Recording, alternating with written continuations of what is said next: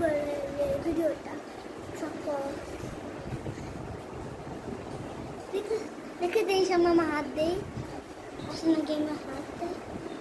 আমার ভাগ্নিরা পাইলে আমার লাভ হয়েছে